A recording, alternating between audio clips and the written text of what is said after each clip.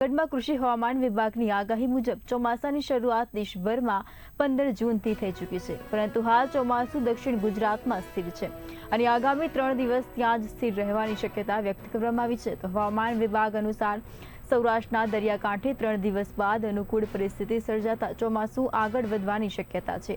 તો આગાહી મુજબ 4 થી 6 જુલાઈ દરમિયાન ગુજરાત સહિત સૌરાષ્ટ્રના વિસ્તારમાં સારા વરસાદની શક્યતા છે.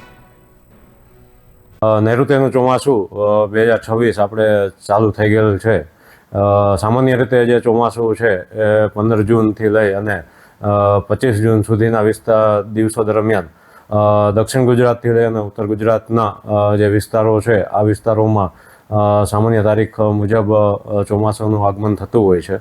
પરંતુ અત્યારે હાલ આપણે 29 જૂન થવા છતાં પણ હજી પણ ચોમાસું છે એ ગુજરાતની અંદર સુરતના જે વિસ્તારો છે ત્યાં આવીને સ્થિર થઈ ગયેલું છે. હજી પણ 2 થી 3 દિવસ સુધી હજી આની આ જગ્યાએ સ્થિર રહેશે એવી શક્યતાઓ દેખાઈ રહેલી છે. ત્યારબાદ જે ચોમાસું છે એ આગળ વધે એવી શક્યતાઓ આપને દેખાઈ રહેલી છે. આગામી દિવસોમાં જોઈએ તો આગામી દિવસોમાં જે ચોમાસાની ગતિવિધિ છે આપને દક્ષિણ ગુજરાતના વિસ્તારોમાં જોવા મળશે, મધ્ય ગુજરાતના વિસ્તારોમાં જોવા મળશે.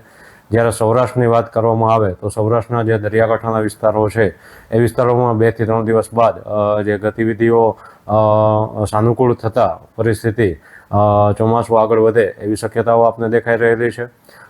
ખાસ કરીને આપણે જોઈએ તો જૂન માસમાં અત્યારે આપણે અંતના દિવસો તરફ છીએ તો આ વર્ષે જે જૂન માસમાં વરસાદની જે આપણે જૂનાગઢ ખાતે જોઈએ તો નહિવત એટલે કે આપણે 0 મિલીમીટર આપણે વરસાદ નોંધાયેલો છે, જે છેલ્લા 10 વર્ષનો જે આપણે વરસાદ જોઈએ તો સૌથી ઓછો વરસાદ છે.